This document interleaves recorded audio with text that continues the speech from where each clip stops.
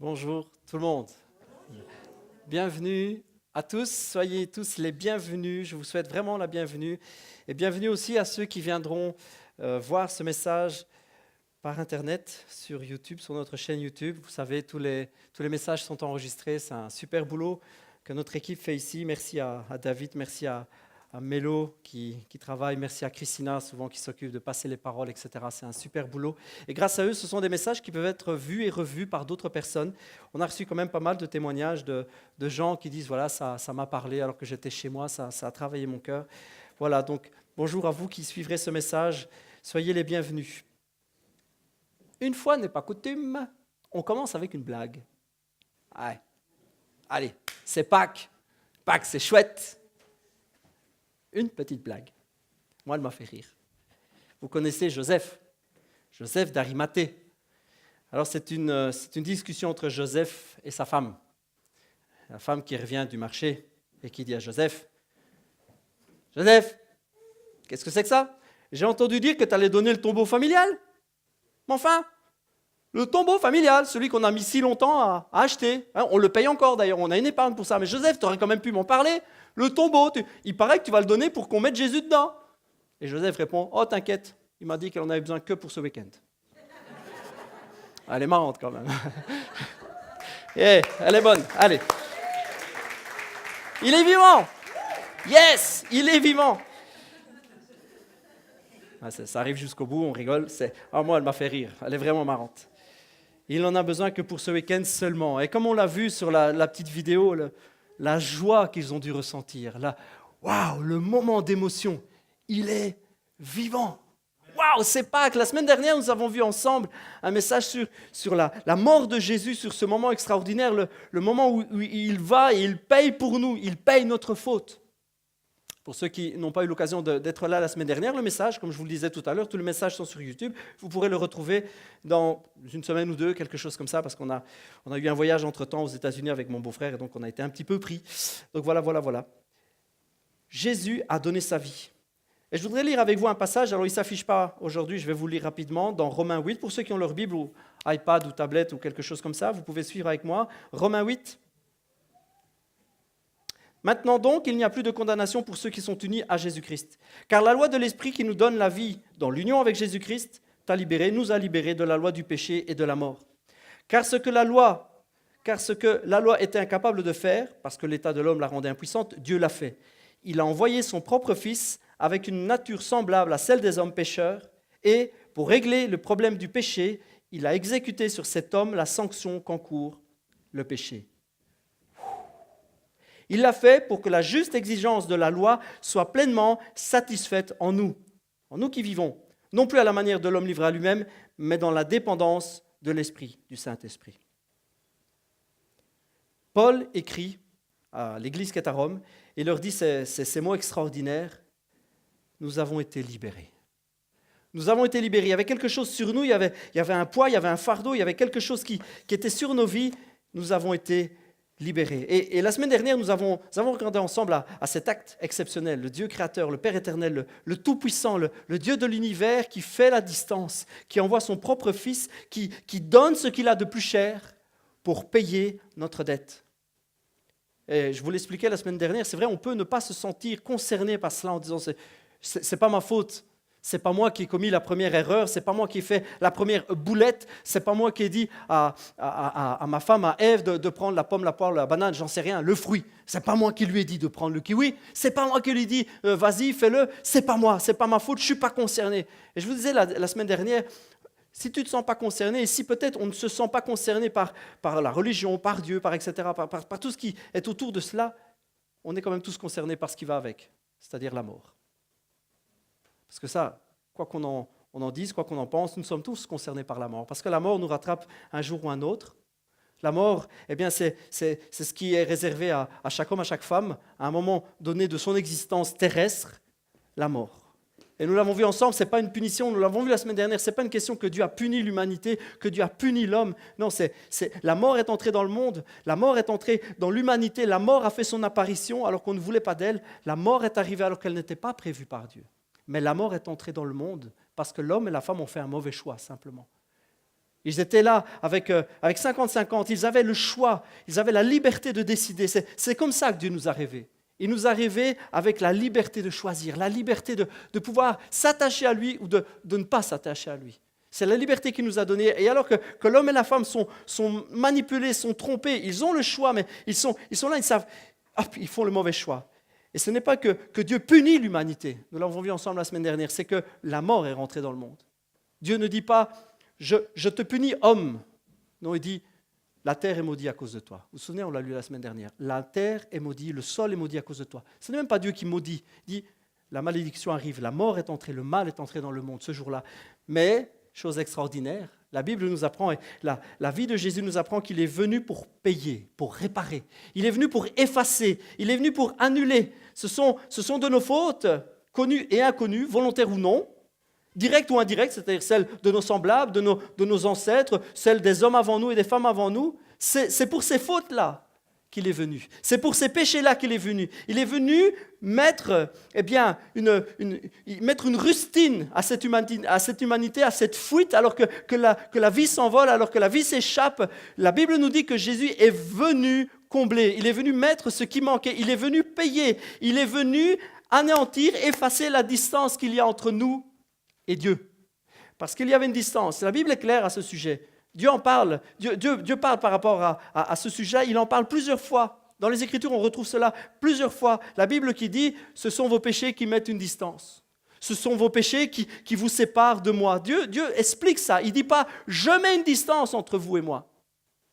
La Bible ne nous dit pas, puisque vous êtes des pécheurs, je mets une distance. Non, Dieu leur dit plusieurs fois, à plusieurs reprises. Et la semaine passée, on a regardé à Isaïe 59, où Dieu dit, ce sont vos péchés qui mettent, ce n'est pas moi qui mets, c'est vos péchés qui mettent une distance entre vous et moi.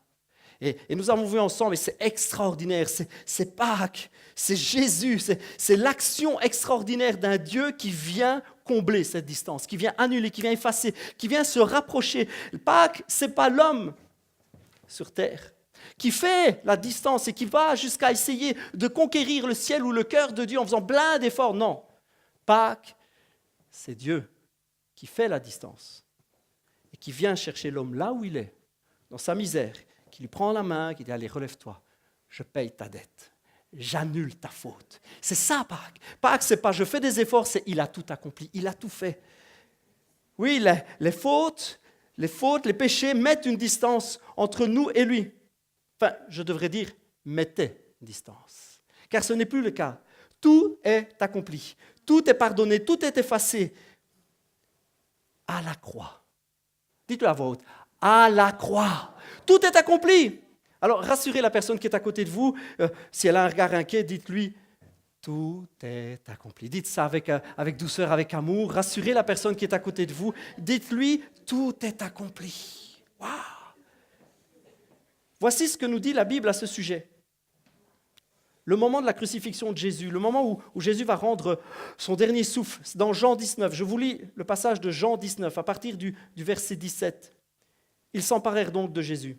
Celui-ci, portant lui-même sa croix, sortit de la ville pour se rendre à l'endroit appelé le lieu du crâne, c'est-à-dire Golgotha en hébreu. C'est là qu'ils le crucifièrent, lui et deux autres. On plaça une croix de chaque côté de la sienne, Jésus au milieu, et un malfaiteur, un brigand de chaque côté. Pilate fit placer un écriteau que l'on fixa au-dessus de la croix. Il portait cette inscription, Jésus de Nazareth, le roi des Juifs. Comme l'endroit où Jésus avait été crucifié se trouvait près de la ville, beaucoup de Juifs lurent l'inscription écrite en hébreu, en latin et en grec. Les chefs des prêtres protestèrent auprès de Pilate en disant il ne fallait pas mettre au roi des Juifs, mais cet homme a dit je suis le roi des Juifs. Il y avait vraiment une longue phrase. Pilate, il a fait plus court. Il dira, Pilate répliqua, ce que j'ai écrit restera écrit. Continue un peu plus loin. Près de la croix de Jésus se tenait sa mère, la sœur de sa mère, Marie, femme de Clopas, et Marie de Magdala. En voyant sa mère et à côté d'elle le disciple qu'il aimait, Jésus dit à sa mère, voici ton fils. Puis il dit au disciple, voici ta mère. À partir de ce moment-là, le disciple l'a pris chez lui. Après cela, Jésus, sachant que désormais tout était achevé, dit, pour que l'écriture soit accomplie, j'ai soif. Près de là se trouvait un vase rempli de vinaigre. On attacha une éponge imbibée de ce vinaigre au bout d'une grande perche d'hysope et on l'approcha de la bouche de Jésus. Quand il eut goûté le vinaigre, Jésus dit « Tout est accompli ». Il pencha la tête et rendit l'esprit. Voilà comment ça s'est passé. À un détail ou deux près, sans aucune importance.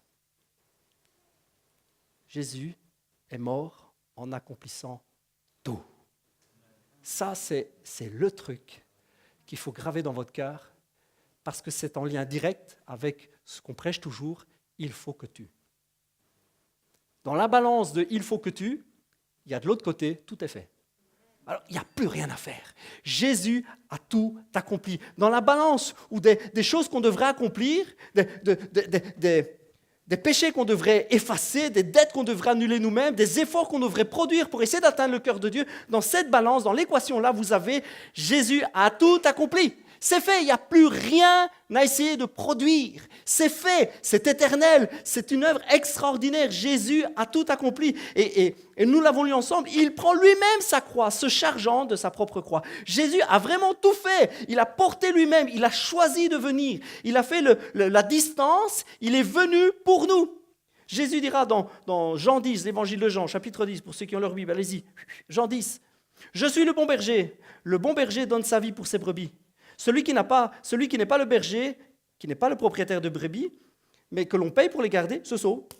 Il se carapate dès qu'il voit venir le loup. Il abandonne les brebis. Alors le loup se précipite sur elles, s'empare de quelques-unes, les disperse et disperse tout le reste du troupeau. Cet homme agit ainsi parce qu'il est payé pour faire ce qu'on lui demande, pour faire ce travail, et il n'a aucun souci des brebis, aucune peine. Moi, je suis le bon berger. Je connais mes brebis, et mes brebis me connaissent. Tout comme le Père me connaît et que je connais le Père. Je donne ma vie pour mes brebis. D'ailleurs, j'ai encore d'autres brebis qui ne sont pas de cet enclos.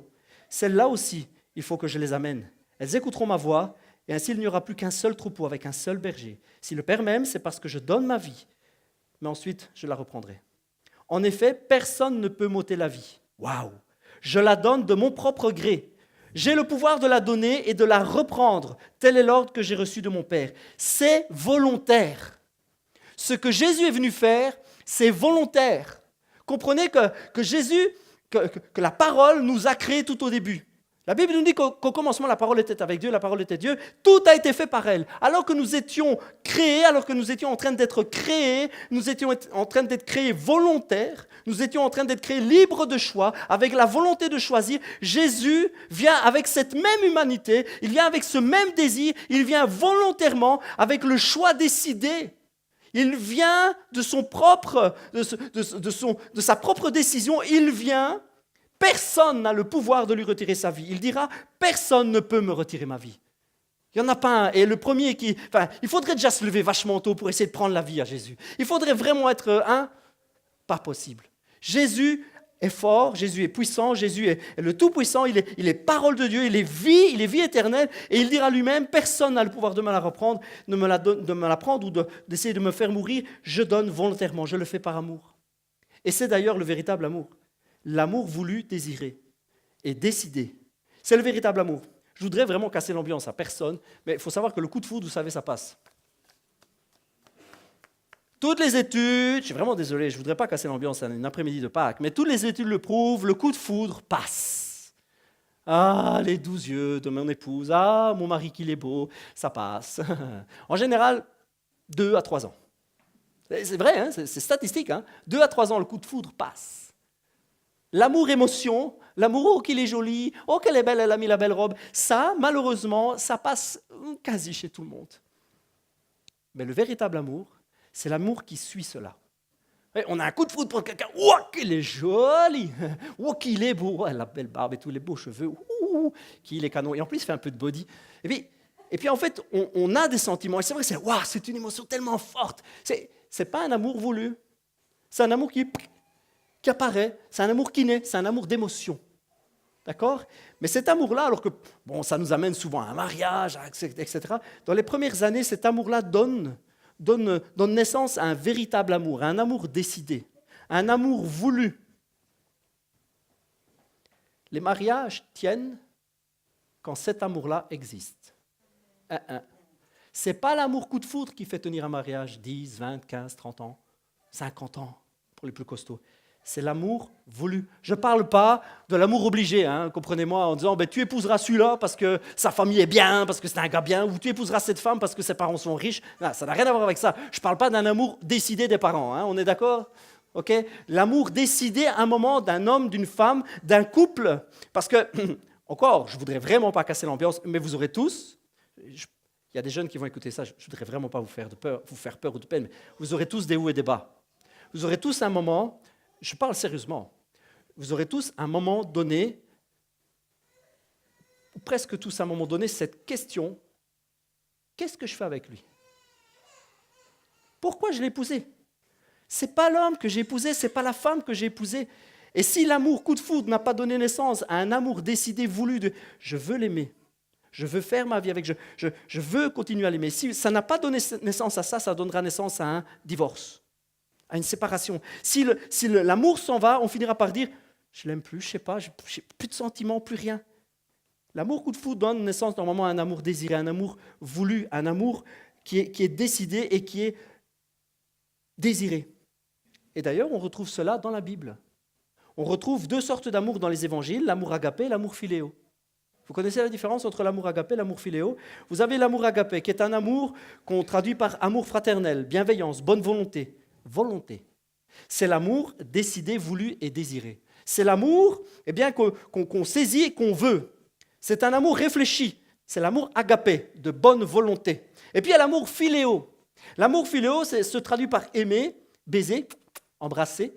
C'est l'amour d'émotion, l'amour de sentiment. C'est l'amour qui est là et ça réchauffe tellement le cœur. Et puis, une petite fenêtre s'ouvre et il s'est envolé. Oh là là, qu'il fait froid dans la pièce. C'est vraiment un amour qui va et qui peut partir aussi. Qui vient et qui peut tout à fait disparaître. Vous savez où on retrouve ça? C'est extraordinaire. Hein? Quand Jésus demande à Pierre, m'aimes-tu? En fait, Jésus pose 3 fois la question, mais pas 3 fois le même mot. Il demande la première fois, Pierre, tu m'as agapé ou pas? Et vous savez ce que répond Pierre? Ben oui, je te philéo. Le texte grec dit ça. Puis Jésus recommence, il dit, Pierre, tu m'as agapé ou pas? Ah, Pierre, il est attristé. Et il répond, mais oui Jésus, je te philéo. Et après Jésus lui demande, Pierre, tu me philéo? Et la Bible nous dit que Pierre fut attristé de la 3e fois. Et il répond, mais oui Jésus, tu sais bien, je ne te que philéo. J'ai de l'émotion pour toi. Jésus, j'ai des sentiments pour toi. Ce n'est pas encore cet amour voulu et désiré. C'est fort quand même. Hein? On trouve ça dans la discussion entre Pierre et Jésus. Et vous savez où on trouve ça quand Jésus dit « Il n'y a pas de plus grand amour que de donner sa vie pour ses amis. Il n'y a pas de plus grand agapé, d'amour désiré, d'amour voulu, d'amour décidé. Il n'y a pas de plus grand amour volontaire que de donner sa vie pour ses amis. » Quand Jésus parle, il parle toujours, en parlant de son amour, de l'amour de son Père, d'un amour agapé, d'un amour voulu, d'un amour qui n'a rien à voir avec les sentiments, les émotions, le feeling du moment. Oh, qui fait bon dans la pièce. Oh, je me sens tellement amoureux de Jésus. Non, c'est je veux t'aimer. Tu m'as aimé le premier. Effectivement, cet amour fait naître en moi un amour désiré et un amour voulu. C'est cet amour-là dont nous parle la Bible. Et c'est cet amour-là que représente la croix. Un amour voulu, un amour sincère, un amour désiré, un agapé. Et vous savez quoi? Je rassure tout le monde, mais ça vient dans le mariage aussi. Ça vient, il y a un moment où on saisit qu'on aime sa femme, mais on veut l'aimer. Vous voyez, il y a les sentiments qui sont là, puis à un moment on dit, mais je veux l'aimer. Je veux qu'elle soit heureuse, je veux qu'elle soit bien. La femme elle dit, j'aime mon mari. Je veux qu'il soit bien, je veux qu'il soit heureux. Ce n'est plus un amour d'émotion, c'est un amour profond, un amour décidé où on oriente son propre désir sur l'autre pour qu'il soit bien. Et ça devient un véritable amour qui peut traverser les années, qui peut traverser vraiment les tempêtes de la vie, les hauts et les bas. C'est cet amour qui nous tient, où, vous savez, les fois on finit par s'asseoir sur le coin de son lit et puis on se dit, mais quand les enfants seront grands, vous savez quoi, je m'en vais. Et puis il y a cette voix qui, mais je ne veux pas qu'elle souffre. Je veux continuer à l'aimer. C'est cet amour-là qui peut sauver votre mariage. C'est cet amour-là, cet amour sincère et vraiment désiré, voulu, ou plutôt de regarder à ses propres sentiments, regarder à ce qui nous fait plaisir, on s'oriente sur l'autre personne, on dit, non, je veux qu'elle soit heureuse. Et je sais que ça lui fera tellement de mal. Je sais que ça fera souffrir tellement son cœur. Et cet amour-là permet de passer à travers tellement de mauvaises situations. Je fais la parenthèse pour que vous compreniez vraiment l'amour que Jésus a eu pour nous. Vous pouvez imaginer Jésus qui est au bord du lit, au bord du lit du ciel, et puis qui dit, je veux les aimer, je veux aller donner ma vie pour eux. Je veux vraiment sauver l'humanité. Ce n'est pas une question de feeling, ce n'est pas une question d'émotion. Je veux pas juste qu'ils aient un bon feeling, un bon frisson quand je vais arriver. Non. Je veux qu'ils sachent que je les aime vraiment. J'ai fait la distance, j'ai parcouru le ciel. Je les aime d'un amour agapé, d'un amour voulu. La Bible nous dit, il était environ midi, Luc 23, quand le pays tout entier fut plongé dans l'obscurité. Et cela dura jusqu'à 3 heures de l'après-midi. Le soleil resta entièrement caché. Le grand rideau du temple se déchira par le milieu. Alors Jésus poussa un grand cri. « Père, je te remets mon esprit entre tes mains. » Après avoir dit ces mots, il mourut. Jésus est venu briser la séparation. Il est venu volontairement d'un amour voulu et désiré. Il est venu pour que nous puissions connaître le véritable amour, la véritable intimité avec le Père. Alors que la religion met une distance entre nous et Dieu, alors que la religion met des barrières entre nous et Dieu, alors que les gens religieux s'évertuent à rendre les choses compliquées avec des règles et des lois et des bazars et des choses trucs, toutes plus compliquées les unes que les autres, toutes les unes et les autres plus difficiles. Tant d'efforts, tant de difficultés pour essayer de... Jésus est venu volontairement, avec le désir de nous aimer, avec le désir d'annuler la distance. Et la Bible nous dit que très symboliquement, le voile s'est déchiré. Le voile, c'est ce qui séparait, Pasteur Andrés a prêché là-dessus il n'y a pas tellement longtemps, c'est ce qui séparait le lieu qu'on appelait très saint et le lieu saint. C'est ce qui séparait vraiment la présence, l'endroit qui représentait vraiment la présence intime, la présence proche de Dieu.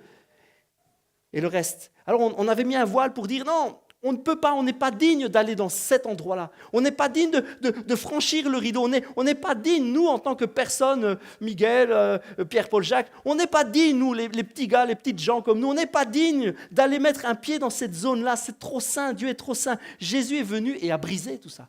Il est venu, il a fendu le voile, il a donné sa vie, alors que c'est un amour désiré et voulu, ce n'est pas basé sur des émotions, ce n'est pas des émotions d'un moment, c'est une décision éternelle. Il est venu donner sa vie, il est venu briser, il est venu annuler. Il n'y a plus de distance, nous sommes redevenus intimes, il n'y a plus de séparation. Jésus a changé l'histoire de l'humanité, il a changé le cours de l'histoire. Je réfléchissais là-dessus, vous savez, je réfléchissais sur la mort, et puis je voulais tellement prêcher sur la résurrection de Jésus, sur la puissance de sa résurrection, puis m'est venue une pensée. Ce genre de pensée que je ne suis pas sûr que des gens ont les mêmes pensées que moi. Tiens donc, pourquoi que Satan il a fait mourir Jésus? Pourquoi il s'est acharné à vouloir le faire mourir? Ben oui, réfléchissez. Si Jésus donne sa vie volontairement, pourquoi il s'acharne à le faire mourir et à le faire souffrir? Il va quand même mourir vu qu'il a décidé qu'il va donner sa vie. Moi, je me gratte la tête. Je sais bien, il y en a qui ne se posent pas ce genre de questions. Moi, je me pose ce genre de questions. Je dis, pourquoi, alors qu'il sait très bien qu'il est venu pour ça? Alors, on m'a dit un jour, ouais, mais Satan voulait faire mourir Jésus avant qu'il arrive à la croix. Ouais. En même temps, s'il portait la souffrance de l'humanité, qu'il meurt à la croix, qu'il meurt un peu plus loin, qu'il meurt à gauche, qu'il meurt à droite, il donnait quand même sa vie. Il portait la souffrance. Si la souffrance l'avait tué, ça l'a quand même tué à la croix. J'avais l'esprit un peu tordu. Je dis, non, je veux comprendre. Et pourquoi il a fait mourir? En sachant très bien qu'en mourant, il nous pardonnait tous. Je ne comprends pas. Et puis là, ping, dans mon cerveau, pas toujours tout juste, mais dans mon cerveau, ping. Et si Satan pensait avoir le pouvoir de le garder mort? Et si dans son esprit à lui, si dans ses plans à lui, dans sa rage à lui, s'il ne s'était pas dit qu'il meurt donc, il ne revivra pas. La mort est plus fort que lui. La mort est plus fort que lui. Je vous assure, j'ai vraiment posé mon esprit, j'ai réfléchi là-dessus, j'ai médité, et puis le passage m'est revenu. Ô mort, où est ta victoire? Ô mort, où est ta force? La mort n'a pas pu le retenir. En fait, le diable voulait vraiment le retenir mort. Il voulait vraiment que, je suppose, J'imagine qu'il avait vraiment l'illusion de le garder mort, de l'enchaîner. Vous savez, la mort n'est pas de Dieu. Je vous prêche souvent là-dessus en disant la mort n'est pas de Dieu, la maladie n'est pas de Dieu, la douleur n'est pas de Dieu, la souffrance n'est pas de Dieu, le mal n'est pas de Dieu. La mort n'a pas été créée par Dieu. La mort n'est pas de Dieu. Dieu ne tue pas. La mort passe par là, mais Dieu ne tue pas. Il est l'auteur de la vie, la source de la vie, vie éternelle, fleuve de vie. Il ne peut pas avoir de mort dans la vie. Dieu n'est pas partagé. Il n'y a pas un tout petit atome de mort, une histoire de temps en temps pouvoir tuer quelqu'un. Non, il n'y a pas de mort en Dieu. La mort est l'arme la plus forte du diable. C'est son arme, c'est son guerrier le plus costaud. C'est la mort. Et je suis certain que comme un gros champion, il dit « Vas-y, tu vas le retenir ». Je ne dis pas ça en rigolant. J'imagine vraiment que le diable avait l'idée de retenir Jésus mort. Pourquoi essayer? Pourquoi s'acharner? Pourquoi mettre tant de force? Il veut donner sa vie? Très bien, qu'il la donne. Mais il ne pourra pas revenir. Je l'en empêcherai, je le retiendrai, il sera à moi. Il m'appartiendra. Son cœur, son esprit sera à moi. Il ne pourra pas revenir. Je suis plus fort, la mort est plus forte. Mais Jésus avait promis qu'il reviendrait 3 jours plus tard. Il l'avait dit. Ok, les disciples n'avaient pas compris, mais il l'avait dit. Je viendrai, je donnerai ma vie, mais je reviendrai 3 jours plus tard. Il a donné l'image de Jonas. Il leur a dit, voilà, comme Jonas a été 3 jours et 3 nuits dans le ventre d'un gros poisson, moi je serai dans le ventre de la terre, je serai mort pendant 3 jours et 3 nuits, mais je reviendrai. Il y a un combat extraordinaire là qui se joue, il y a un bras de fer extraordinaire qui se joue entre Jésus qui proclame avec foi. Il proclame avec foi dans son esprit et vraiment dans son cœur, il proclame « Je reviendrai, je serai plus fort » et un autre qui dit à côté « Cours toujours, on sera plus fort que toi ». Il y a un bras de fer qui se joue, il y a une puissance qui se libère à ce moment-là. C'est quelque chose d'extraordinaire. Jésus est vraiment resté 3 jours. Pourquoi ne pas mourir et hop, ressusciter tout de suite? Qu'est-ce qui s'est passé pendant ces 3 jours-là? Mais qu'a-t-il donc fait? La Bible nous dit que Jésus a été plus fort. Jésus a vaincu la mort. Jésus est ressuscité. Il a brisé les liens de la mort. Dans Acte 2, on nous dit que Dieu a brisé les liens de la mort. Il l'a ressuscité car il était impossible que la mort le retienne captif. Acte 2, verset 24. Si vous voulez l'écrire, le marquer, le retenir, Acte 2, verset 24. Dieu a brisé les liens de la mort. Il l'a ressuscité car il était impossible que la mort le retienne captif. Impossible. Même s'il y avait peut-être cette illusion, cette idée qu'il pourrait un jour ou qu'il pourrait à un moment donné le retenir, le diable ne pouvait pas, la mort ne pouvait pas retenir Jésus. Il était trop saint, il était trop pur, il était trop parfait. C'est le Fils de Dieu, trop fort. Il l'avait déclaré et il a tenu parole.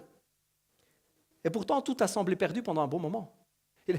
Mettez-vous dans la peau, dans les baskets des disciples à ce moment-là, ou plutôt dans les sandales, parce qu'ils avaient des sandales. Mettez-vous dans les sandales des disciples à ce moment-là, et ils sont là, ils ont suivi Jésus pendant 3 années, ils ont vu des miracles à gogo, ils ont vu des... Waouh, à chaque coin de rue, il y avait une résurrection, il y avait une délivrance, un sourd qui entendait, un aveugle qui voyait, c'était juste topissime, ils suivaient Jésus, c'était juste trop fun. Ils suivaient Jésus, c'était l'abondance. Tantôt, il y a des gens qui avaient faim, hop, allez, barbecue géant pour tout le monde. Tantôt, il y avait un gars qui avait jamais marché de sa vie avec les pieds qui étaient complètement déformés. Jésus le guérissait, c'était juste extraordinaire. Des vies transformées, des cœurs changés. C'était juste extraordinaire, le royaume de Dieu sur terre. C'était juste, waouh, le paradis.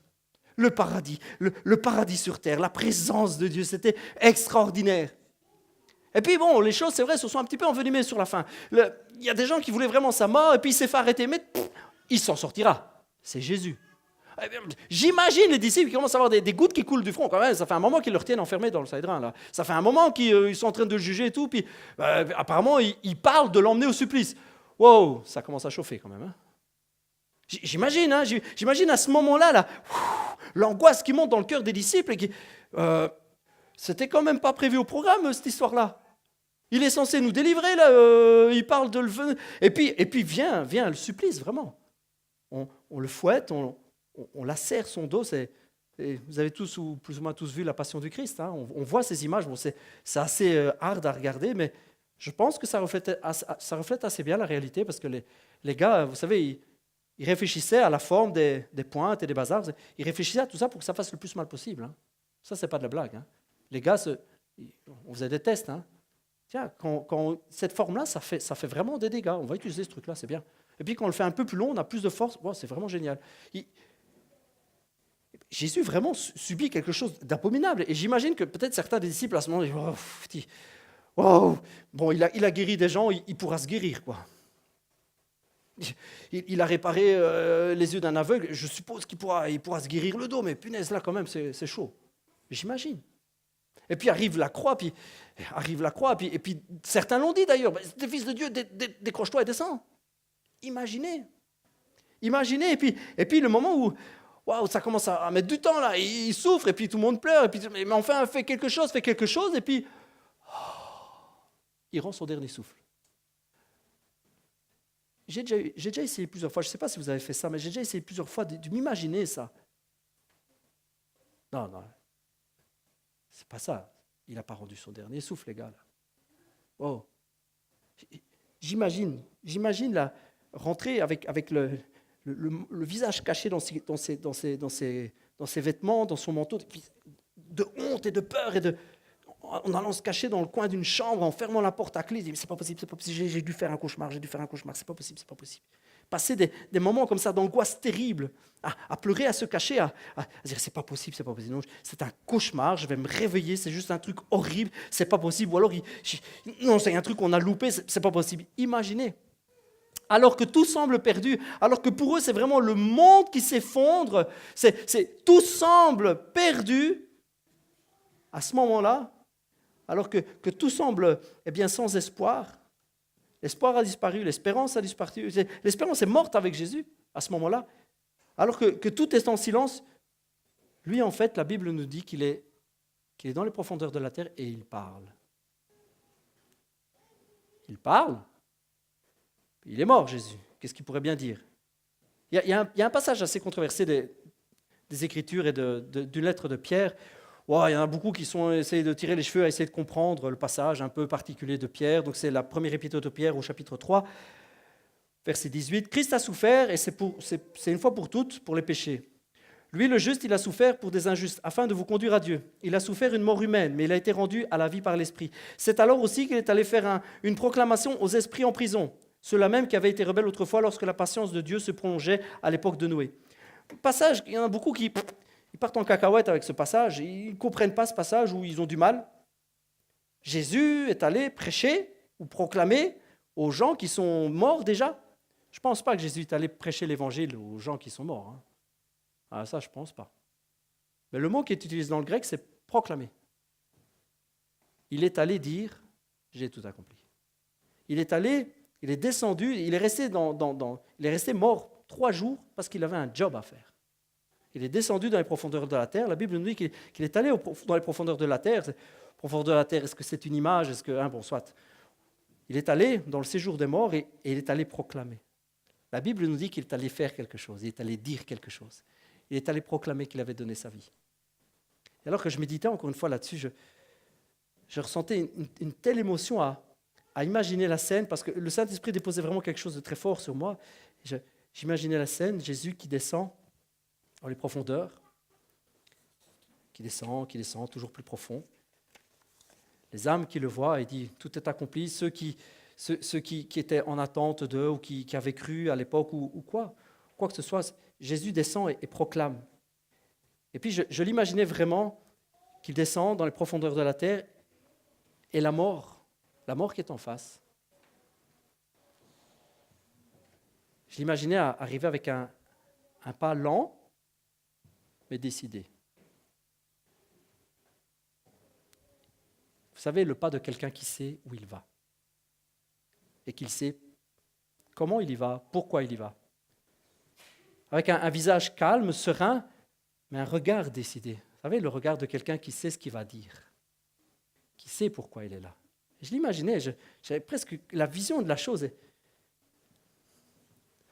Et la mort, 2 mots à te dire.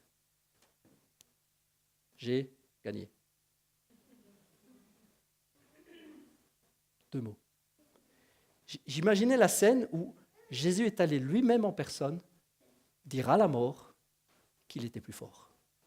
Alors qu'il était en tant que vivant, en tant que Dieu de miracles sur terre, il était en train de dire, je vais être plus fort, et le diable et Satan, la mort qui est en train de dire, on sera plus fort que lui. Je l'imaginais, aller dire, t'inquiète, j'irai te le dire en face. Tu ne peux pas me retirer ma vie. Tu ne peux pas m'ôter la vie. Il n'y a personne qui peut me la prendre. Si tu as l'illusion de me la prendre pendant un moment, joue avec. Si tu as l'impression que tu peux me battre, fais-toi plaisir. Mais t'inquiète pas, j'irai te dire en face que je suis plus fort que toi. Et j'imaginais mon Jésus qui descend, qui va jusque-là, qui tapote sur l'épaule et qui dit « Demain, j'ai gagné, je suis plus fort que toi ». C'est juste extraordinaire. On pourrait imaginer que le diable avait l'illusion de retenir Jésus. Pourquoi donc Jésus accepte de mourir? Pourquoi ne pas payer autrement nos souffrances? Pourquoi ne pas juste... Les souffrances de Jésus ne sont-elles pas suffisantes? Alors que Jésus est là, le dos lacéré, les insultes, les injures, les coups qu'on lui met, ce n'est pas suffisant ça. Moi je pense que quelque part, les souffrances de Jésus étaient suffisantes. La Bible nous dit que c'est par ses souffrances que nous sommes guéris. C'est ses souffrances. C'est tout le mal qu'il a subi, c'est tout le mal qu'il a porté. Il est là sur la croix, il porte le mal de l'univers. Et à ce moment-là, une fois qu'il l'a porté, c'était bon. Il fallait qu'il meure. La Bible nous dit qu'il fallait qu'il meure. Et alors qu'il meurt, alors qu'on pourrait estimer il aurait pu se retirer de la croix au dernier moment, c'était fait, il l'avait porté, il l'avait subi, les souffrances étaient portées, il les a portées. Non, il meurt. Et la Bible nous dit qu'il va proclamer, qu'il descend. Et j'imaginais vraiment Jésus dans toute sa beauté, dans toute sa pureté, s'approcher vraiment, vous savez, lentement mais sûrement. Je suis venu jusqu'ici pour te dire que j'ai gagné. J'ai gagné pour toujours. Et tu sais quoi? Je repars. Je suis venu te dire que je repars. J'ai gagné et je repars. Et dorénavant, tous ceux qui croiront en moi, tous ceux qui se donneront à moi, seront à moi. Et tu sais quoi? Tu ne pourras pas non plus les retenir. Tu ne m'as pas retenu moi et tu ne les retiendras pas non plus. Ils seront plus forts que toi. Je suis le premier d'une longue série. Il y en a plein qui vont me suivre, ils seront plus forts que toi parce que je vais vivre en eux. Je suis le premier d'une série de rois et de reines. Je suis le premier d'une série de fils et de filles. Je suis le premier d'une série de vainqueurs et de vainqueurs. Je suis le premier et il y en a plein qui seront avec moi. Ils seront tous plus forts que toi. Ils seront tous plus forts que la mort. Tu as tout perdu. Tu as tout perdu et j'ai tout gagné. J'imaginais cette scène extraordinaire où Jésus vient voir, je ne sais pas si la mort a des yeux, mais il vient voir de la mort dans les yeux, dans le blanc des yeux pour lui dire « Je suis plus fort !» Je l'avais dit avant, je suis venu te le dire en face, je repars et dorénavant, ceux qui croiront seront plus forts que toi. Ceux qui croiront en moi, je viendrai vivre en eux et je serai en eux plus fort que toi. Voici ce que nous dit Romains 8. C'est juste extraordinaire comme passage. Et si l'esprit de celui qui a ressuscité Jésus d'entre les morts habite en vous, celui qui a ressuscité le Christ d'entre les morts rendra aussi la vie à vos corps mortels par son esprit qui habite en vous.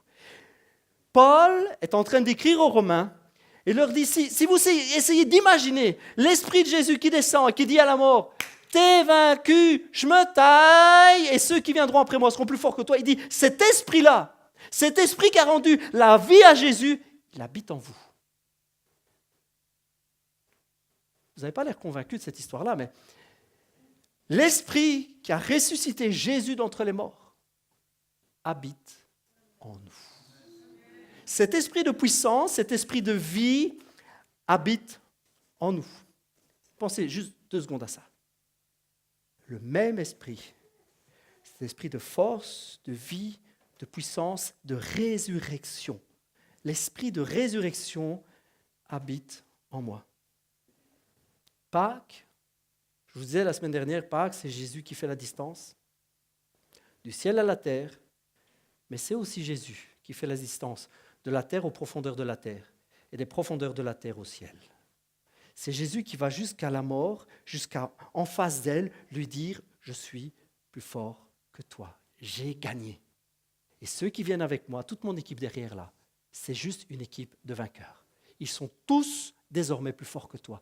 Car l'esprit, mon esprit, ma force, sera désormais en eux. C'est juste extraordinaire. Le même esprit, l'esprit de vie et de résurrection habite en nous. Le même esprit de victoire, de guérison habite en nous.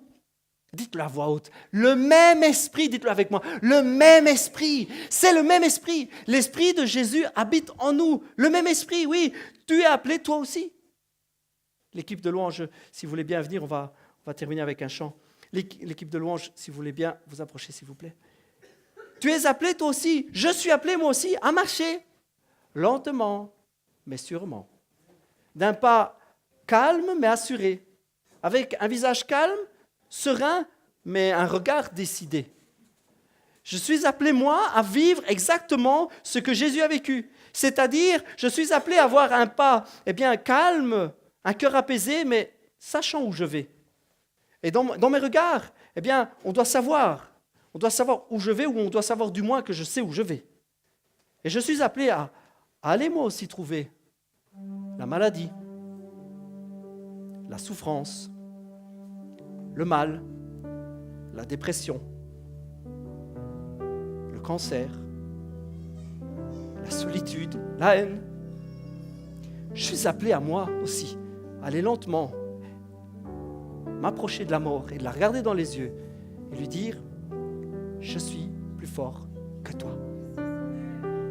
Si l'esprit de celui qui t'a vaincu, si l'esprit de celui qui a ressuscité Jésus, si l'esprit de Jésus est venu te dire en face qu'il est plus fort que toi, j'ai moi aussi l'autorité pour venir te dire en face, lentement mais sûrement, le cancer, tu es vaincu.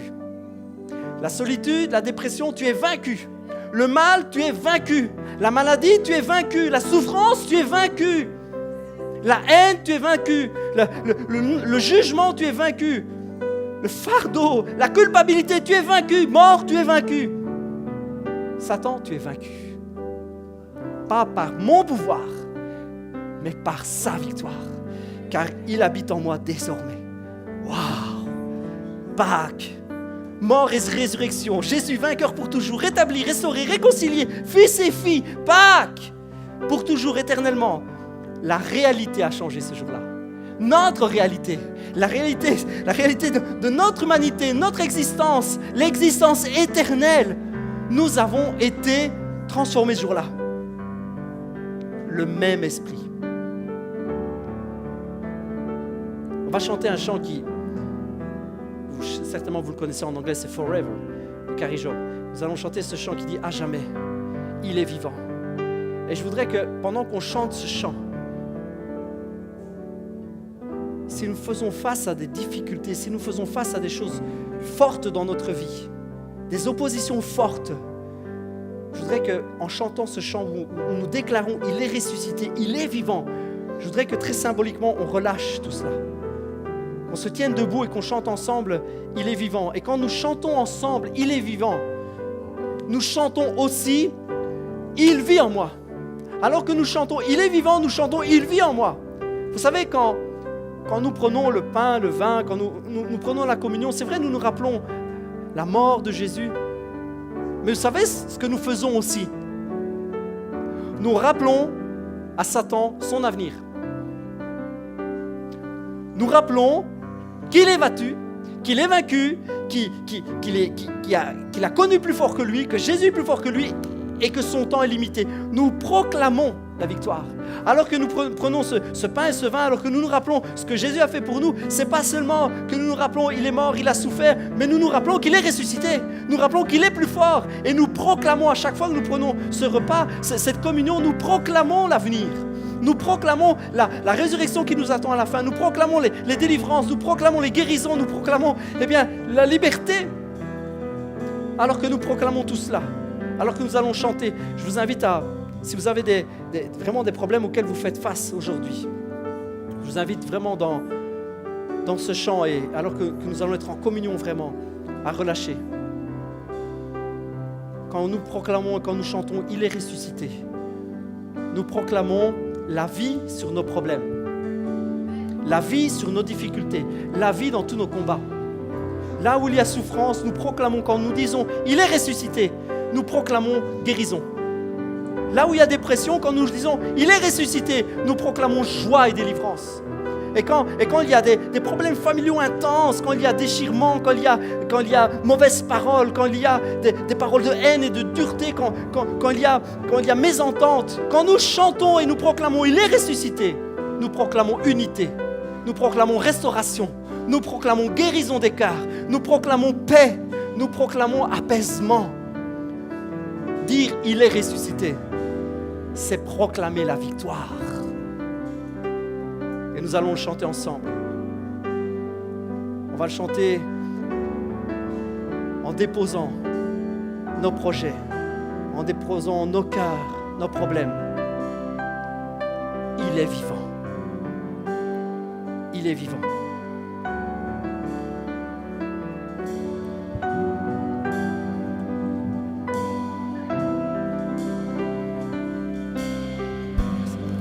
Les étoiles ont pleuré, le soleil s'est voilé, car le Sauveur du monde était tombé.